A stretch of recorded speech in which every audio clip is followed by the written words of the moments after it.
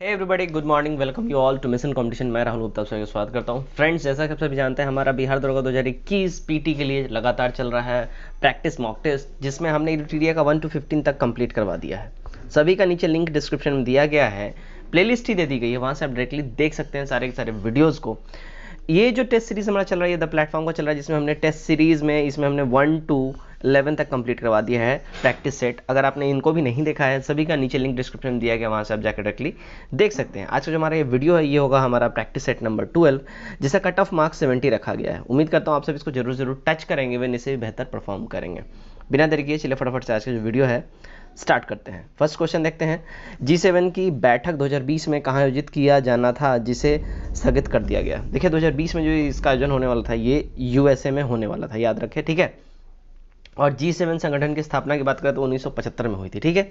G7 जो है क्या है, तो विश्व के विकसित देशों का एक समूह है, जिसे USA, Canada, UK, Germany, France, Japan, Italy इसमें शामिल हैं, ये 7 देश, ठीक है। चलिए नेक्स्ट देखते हैं। नेक्स्ट है हमारा क्वेश्चन नंबर 2 में क्या बोल रहा है, ओलंपिक खेल 2020 में कहाँ आयोजित होना था। देखिए ओलंपिक खेल 2020 में जो आयोजित होने वाला था, वो होने वाला था जापान में। ये हमारा करेक्ट आंसर हो जाएगा, ठीक है।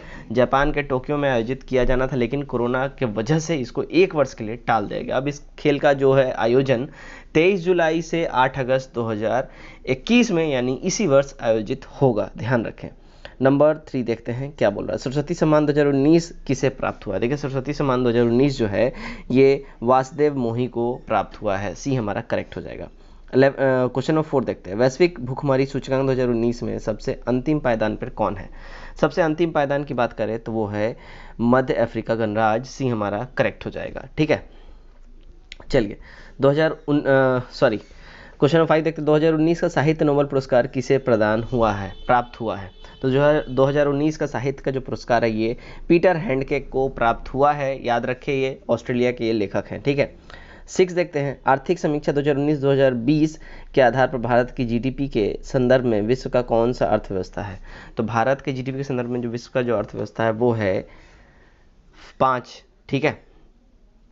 5 अर्थव्यवस्था ऐसे, ठीक है। तो आर्थिक समीक्षा 2019-20 के आधार पर भारत की जीडीपी के संदर्भ में विश्व की कौन सी अर्थव्यवस्था है, तो ये 5वें नंबर की अर्थव्यवस्था है, इंडिया। 7 नंबर देखते हैं, अंतर्राष्ट्रीय खगोल संघ ने किस वर्ष संगीतज्ञ के नाम पर क्षुद्र ग्रह का नाम रखा। किस भारतीय संगीतज्ञ के नाम पे क्षुद्र ग्रह का नाम रखा। तो इन्होंने जो नाम रखा है वो है पंडित जसराज के नाम पे, याद रखें, ठीक है। पंडित जसराज के नाम पे इन्होंने क्षुद्र ग्रह का नाम रखा है। 8 देखते हैं, यूके का वित्त मंत्री किसे नियुक्त किया गया है। देखिए यूके यानी यूनाइटेड किंगडम यानी कि इंग्लैंड, इसका जो वित्त मंत्री है ऋषि सुनक को नियुक्त किया गया। भारत मूल के राजनेता ऋषि सुनक को यूके का नया वित्त मंत्री 2020 फरवरी में ही नियुक्त करा गया था। 9 नंबर देखते हैं, नवंबर 2019 में भारत का ध्रुवीय उपग्रह जो प्रक्षेपित किया गया, वह है कौन सा। देखिए वो जो ध्रुवीय उपग्रह है वो है कार्टोसैट 3, ये हमारा करेक्ट हो जाएगा। 10 नंबर देखते हैं, राष्ट्रीय विज्ञान दिवस के अवसर पर 2020 में कौन सी परियोजना की घोषणा की गई। तो 2020 में राष्ट्रीय विज्ञान दिवस के अवसर पर जिस परियोजना की घोषणा की गई, वो था लैंगिक सुधार के लिए संस्थाओं का रूपांतरण, विज्ञान ज्योति योजना और महिलाओं के लिए विज्ञान एवं प्रौद्योगिकी पर केंद्रित पोर्टल, डी हमारा करेक्ट हो जाएगा। 11 नंबर देखते हैं, 7वीं राष्ट्रीय बाल विकास विज्ञान कांग्रेस की बैठक कहाँ हुई। देखिए 7वीं राष्ट्रीय बाल विकास की जो बैठक हुई, ये हुई थी केरल में, डी हमारा करेक्ट हो जाएगा। 12 देखते हैं, WHO ने जुलाई 2020 में किस देश का खसरा और रुबेला मुक्त देश घोषित कर दिया। तो WHO ने 2020 में जिस देश को खसरा और रुबेला मुक्त घोषित कर दिया, वो देश है श्रीलंका, ये हमारा करेक्ट हो जाएगा। 13 देखते हैं, WHO ने 2020 में किस वर्ष के रूप में मनाए जाने का निर्णय लिया। 2020 को WHO ने किस वर्ष के रूप में मनाए जाने का निर्णय लिया, घोषणा किया है, तो वो है औपचारिक और प्रस्ताविक वर्ष। 14 नंबर देखते हैं, भारत सरकार ने 10 नई आर्द्र भूमि को अंतर्राष्ट्रीय महत्व का आर्द्र भूमि घोषित किया है, जिसमें कौन सा शामिल नहीं है। देखिए इसमें जो शामिल नहीं है वो है कौन सा, तो खेतड़ी, ठीक है। खेतड़ी इसमें शामिल नहीं है। भारत सरकार के द्वारा घोषित क्षेत्र में खेतड़ी राजस्थान में जो है वो शामिल नहीं है, जबकि अन्य तीनों जो है, ये नांदूर मंगेश्वर अभयारण्य ये शामिल है, नांगल वन्यजीव अभयारण्य ये शामिल है, और पार्वती आर्ग पक्षी अभयारण्य ये शामिल है, ठीक है, आर्द्र भूमि क्षेत्र में, ठीक है। 15 देखते हैं, वैश्विक ई कचरा निगरानी रिपोर्ट 2020 के आधार पर 2019 में भारत में ई कचरा प्रति व्यक्ति किलोग्राम कितना है, तो प्रति व्यक्ति किलोग्राम जो हो जाएगा 2.4 प्रति व्यक्ति किलोग्राम, ये एवरेज निकाला गया है। सॉरी 16 देखते हैं। डिफेंस एक्सपो 2020 का आयोजन कहाँ हुआ? देखिए डिफेंस एक्सपो 2020 का आयोजन जो है लखनऊ में किया गया था, ये हमारा करेक्ट आंसर हो जाएगा, राइट। चलिए 17 देखते हैं। नेक्स्ट हमारा है क्वेश्चन नंबर 17। भारत एवं म्यांमार के बीच हुई नौसेना का संयुक्त अभ्यास को किस नाम से जाना जाता है? भारत एवं म्यांमार के बीच हुए नौसेना का संयुक्त अभ्यास को जिस नाम से जाना जाता है वो है इमनेक्स, ठीक है। सी हमारा करेक्ट हो जाएगा, भारत और म्यांमार के बीच। 18 देखते हैं। प्रधानमंत्री ने अगस्त 2020 को राष्ट्रीय स्वच्छता केंद्र का उद्घाटन किस शहर में किया? तो उन्होंने जो इसका उद्घाटन जो किया है वो क्या रहा है? दिल्ली में। सी हमारा करेक्ट हो जाएगा। 19 देखते हैं। आवास और शहरी मामले के मंत्रालय ने हाल में ही किस योजना के तहत राज्यों की रैंकिंग जारी की है? इन्होंने अमृत योजना के तहत राज्यों की रैंकिंग जारी की है। 20 नंबर देखते हैं, क्या बोल रहा है? सादिया देहलवी जिनका हाल ही में निधन हो गया, किस क्षेत्र से वो जुड़ी थी? सादिया देहलवी जिनका हाल ही में निधन हो गया, वो जिस क्षेत्र से जुड़ी थी वो है साहित्य का क्षेत्र, ये हमारा करेक्ट हो जाएगा, ठीक है। 21 देखते हैं। कोप 8 किससे संबंधित है? कोप 8 की बात हो रही है, किससे रिलेटेड है? देखिए कोप 8 जो है ना, ये रिलेटेड जलवायु परिवर्तन से, ये हमारा यहाँ करेक्ट हो जाएगा। 22 देखते हैं। किस ग्रह पर दिन की अवधि 1 वर्ष से अधिक होती है? तो वो जो ग्रह जिसमें दिन की अवधि 1 वर्ष से अधिक होती है वो है शुक्र ग्रह। डी हमारा करेक्ट हो जाएगा। शुक्र की परिभ्रमण अवधि जो है 225 दिन की होती है, ठीक है। अर्थात शुक्र का 1 वर्ष जो है 1 वर्ष 225 दिन का ही होता है। 23 देखते हैं। निम्न में से कौन आग्नेय चट्टान नहीं है? तो इनमें से जो आग्नेय चट्टान नहीं है वो है चीका, ठीक है। चीका अवसादी परतदार चट्टान है, ना कि आग्नेय, जबकि अन्य तीनों आग्नेय चट्टानों के किस्म है, याद रखें, ठीक है। चलिए 24 देखते हैं। विश्व का सबसे प्राचीनतम पर्वत कौन सा है? देखिए विश्व का सबसे प्राचीनतम पर्वत की बात करें तो वह है अरावली पर्वत, ये हमारा करेक्ट हो जाएगा, ठीक है। अरावली अवशिष्ट पर्वतों का ये एग्जाम्पल है और अवशिष्ट पर्वत विश्व का सबसे प्राचीनतम पर्वत होते हैं। 25 देखते हैं। मेसेटा का पठार कहाँ उपस्थित है? देखिए मेसेटा का जो पठार है वो अवस्थित है स्पेन में। डी हमारा यहाँ करेक्ट हो जाएगा। 26 देखते हैं। रोहतांग दर्रा किस राज्य में है? देखिए रोहतांग दर्रा जो है ना, रोहतांग दर्रा है हिमाचल प्रदेश में। डी हमारा यहाँ एब्सोल्यूट करेक्ट हो जाएगा। 27 देखते हैं।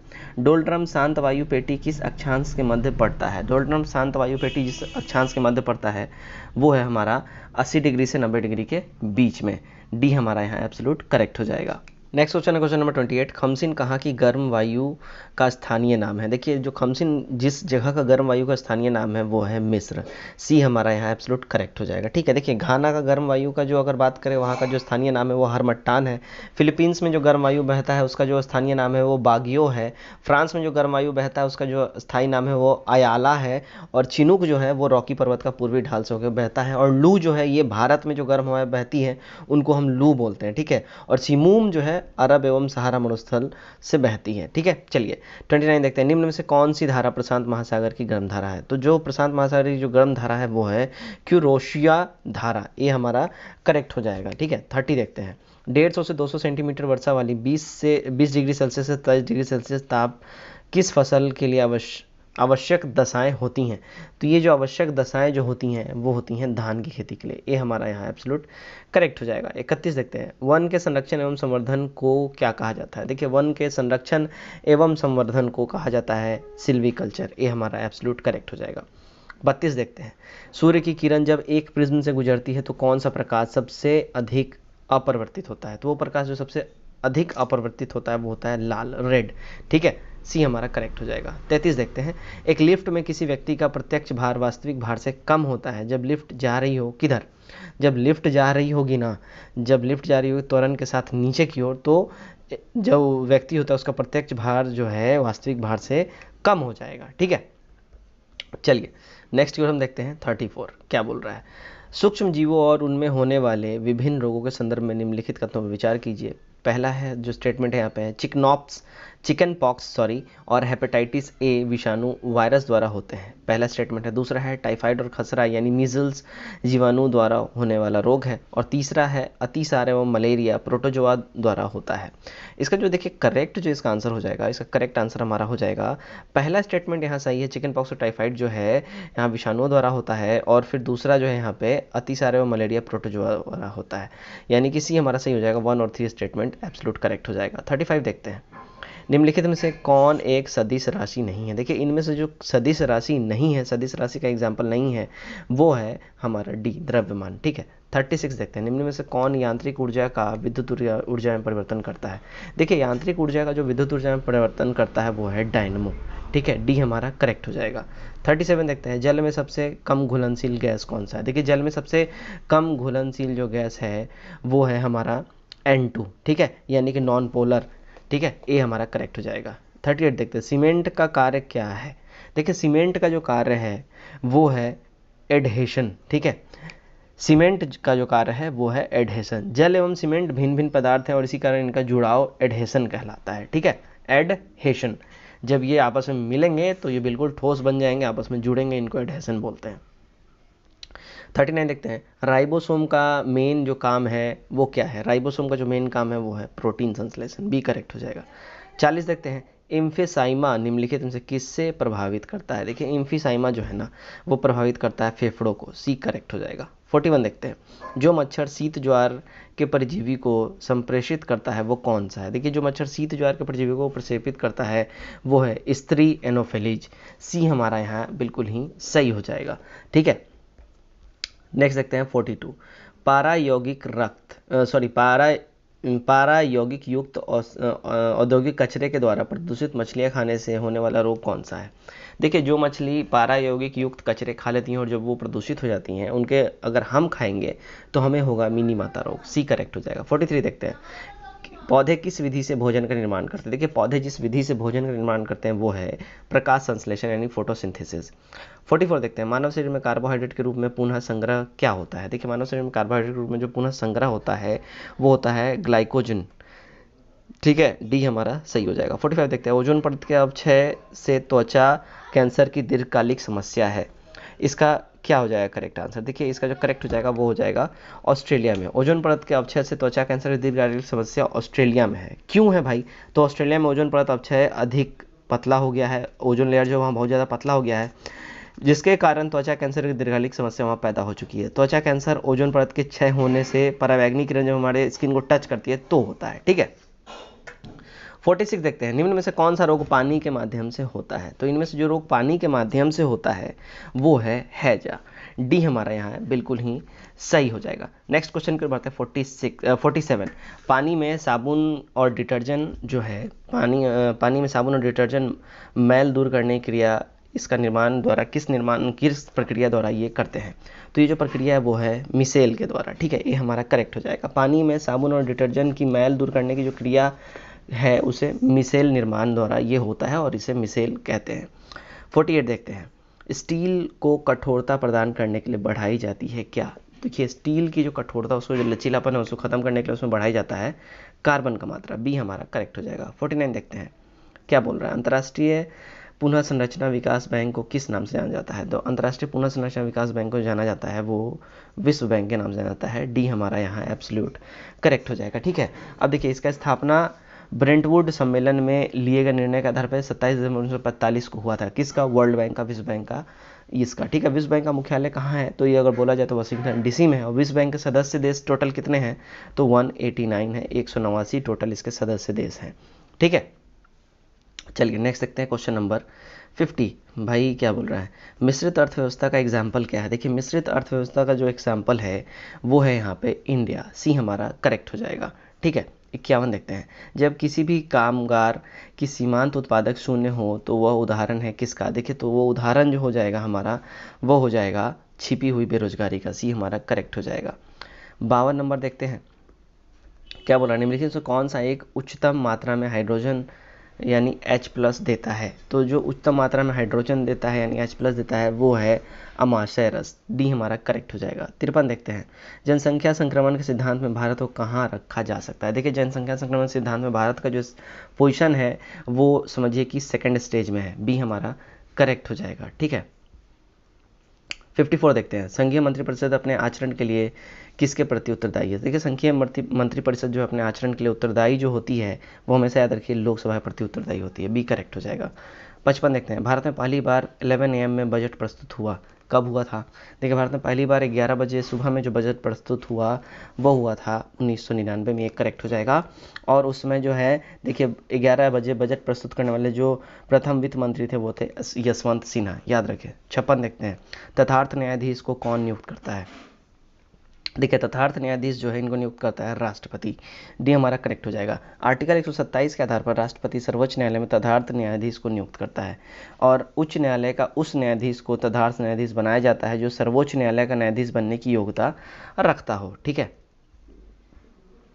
57 देखते हैं, योजना आयोग का प्रस्ताव किसने और कब प्रस्तुत किया? देखिए योजना आयोग का जो प्रस्ताव है ये प्रस्तुत किया था जॉन मथाई ने 1950 में।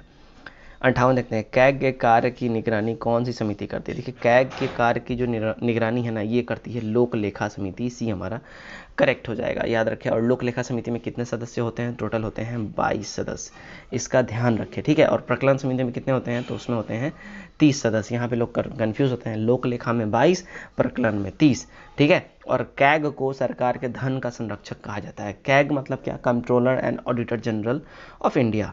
59 देखते हैं, विलुप्त घोषित ग्रेट बैरियर रीफ की एकमात्र स्थान पाई जाती ब्रेम्बेल के मेलेमाई यानी ब्रेम्बेल के मेलेमॉइज किस वर्ग की स्तनपायी प्रजाति है? तो ये जो है ना देखिए ऑस्ट्रेलियाई चूहा है, ये हमारा यहाँ एब्सोल्यूट करेक्ट हो जाएगा। 60 नंबर देखते हैं, समवर्ती सूची का विषय निम्न में से कौन नहीं है? देखिए समवर्ती सूची का जो विषय है वो क्या नहीं है? वो डाक नहीं है, डी हमारा करेक्ट हो जाएगा। डाक जो है संघ सूची का विषय है, ना कि समवर्ती का। 61 देखते हैं, कौन सी भाषा संविधान की 8वीं अनुसूची में शामिल नहीं है? देखिए वो भाषा जो संविधान की 8वीं अनुसूची में शामिल नहीं है वो है अंग्रेजी, डी हमारा करेक्ट हो जाएगा, ठीक है। 62 देखते हैं, निम्नलिखित में से कौन एक विभिन्न फसलों के लिए मृदा विद्यमान एक सूक्ष्म पोषक है?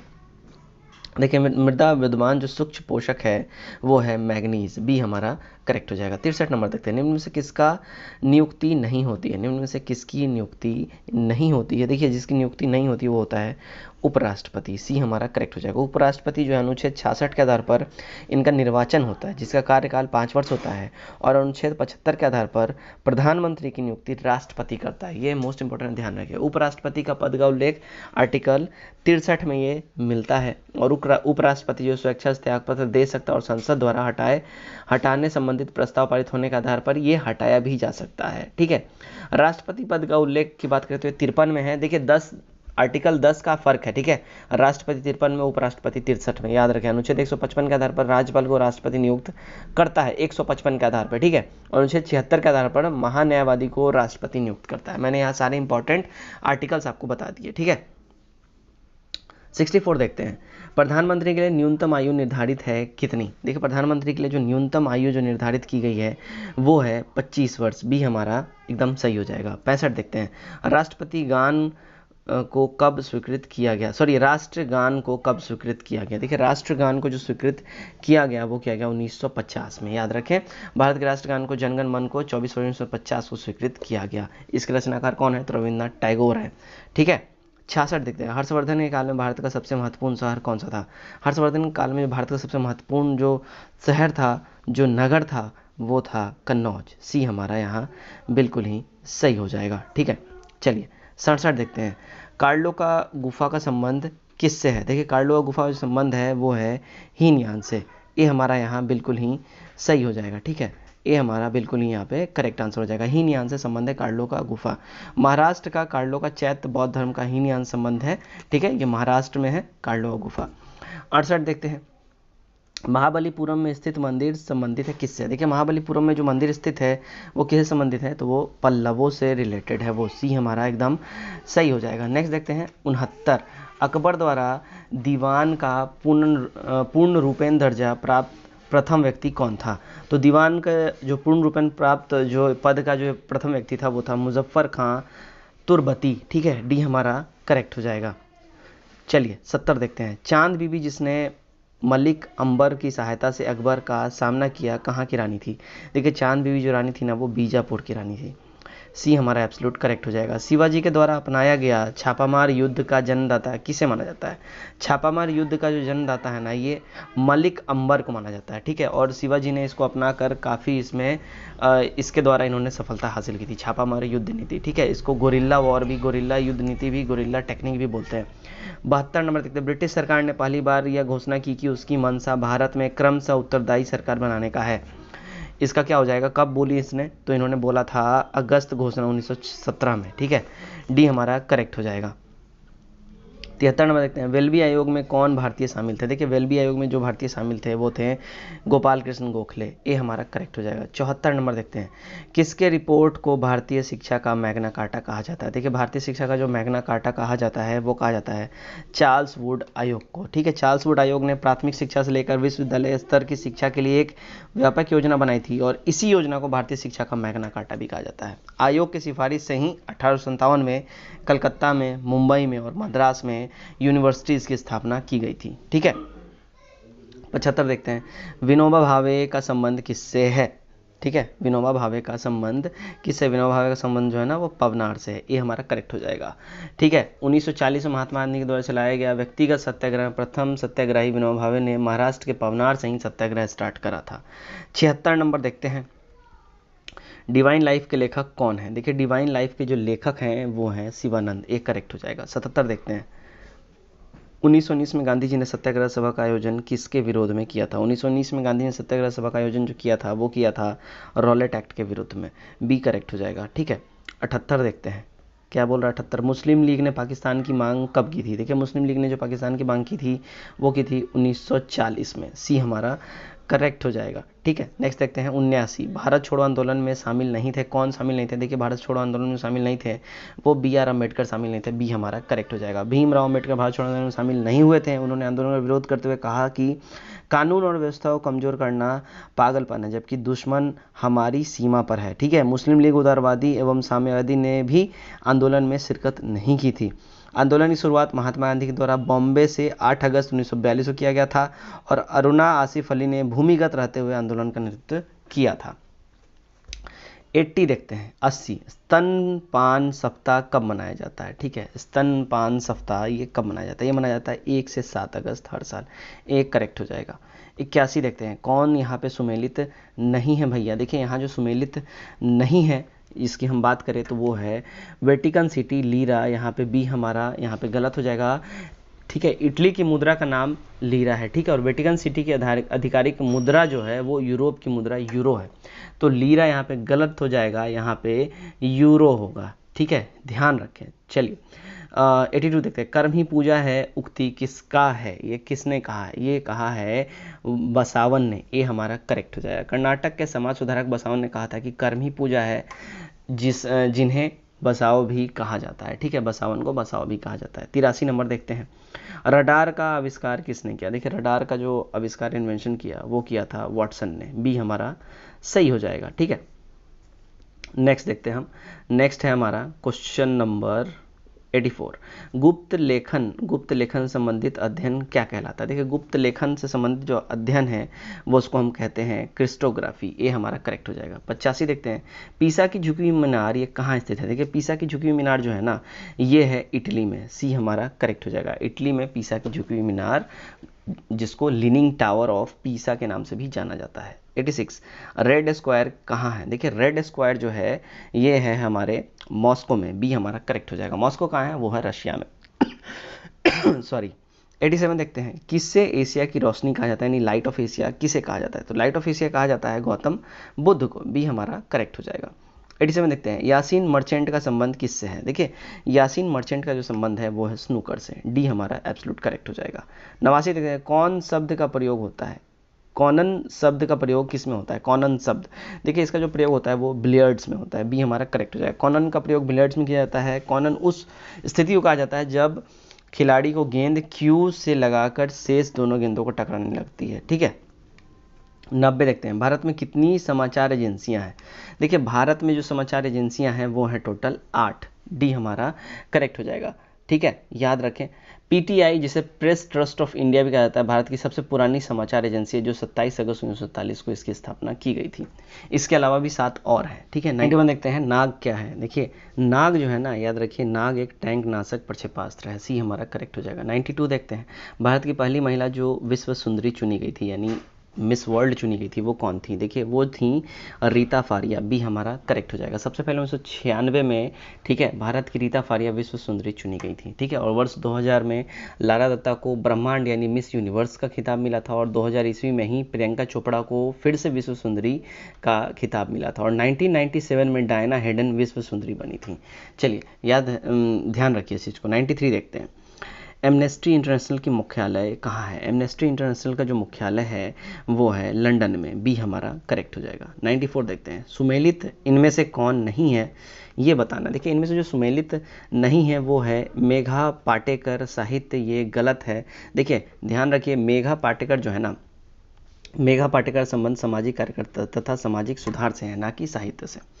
95 देखते हैं, यहाँ से कुछ मैथ से क्वेश्चन है, फटाफट से आप लोग स्क्रीनशॉट लेते जाएं। देखिए 4000 रुपये पर 5% वार्षिक ब्याज की दर से 2 वर्ष के साधारण और चक्रवृद्धि ब्याज का अंतर क्या होगा। देखिए साधारण और चक्रवृद्धि ब्याज का जो अंतर हो जाएगा वो 10 रुपये हो जाएगा। बी हमारा सही हो जाएगा। 96 देखते हैं, यदि 1 रुपये में 30 संतरे खरीदे जाएँ तो 25% मुनाफा कमाने के लिए 1 रुपये में कितने संतरे बेचने होंगे। देखिए तो 1 रुपये में जो है ना लगभग जो है 24 संतरे बेचने होंगे। ये हमारा करेक्ट हो जाएगा। 97 देखते हैं, वृत्त की त्रिज्या 50% बढ़ा दी जाती है तो उसके परिधि पर क्या प्रभाव पड़ेगा। देखिए अगर इसकी त्रिज्या 50% बढ़ा दी जाएगी तो उसका परिधि जो है ना 25% उसमें वृद्धि हो जाएगी। 98 देखते हैं, क्या बोल रहा है। देखिए एक व्यक्ति x से y की ओर 40 किलोमीटर पर आवर की गति से यात्रा करता है और वापसी में अपनी गति 50% बढ़ा लेता है, तब दोनों यात्राओं की औसत गति क्या होगी। देखिए दोनों यात्राओं की जो औसत गति होगी वो 48 किलोमीटर पर आवर हो जाएगी। 99 देखते हैं, दिए गए समीकरण 9x² - 6x + 1 = 0 का मूल क्या होगा। देखिए इसका जो मूल हो जाएगा वो हो जाएगा 1/3, ठीक है। 100 देखते हैं, किस देश में 20वें संविधान संशोधन द्वारा राष्ट्रपति की शक्ति को पुनः स्थापित किया गया। देखिए वो जो देश है वो है श्रीलंका, ठीक है। श्रीलंका में 20वें संविधान संशोधन द्वारा राष्ट्रपति की शक्ति को पुनः स्थापित किया गया है। तो दोस्तों ये था आज का हमारा टोटल सेट नंबर 12। उम्मीद करता हूँ ये वीडियो आप लोगों को काफ़ी पसंद आया होगा। वीडियो कैसा लगा कमेंट करके जरूर बताएं, और आपने कट ऑफ मार्क्स 70 को टच किया या नहीं किया ये भी कमेंट करके जरूर बताएं। तो आज के इस वीडियो में बस इतना ही। Till then take care, bye bye and God bless you all.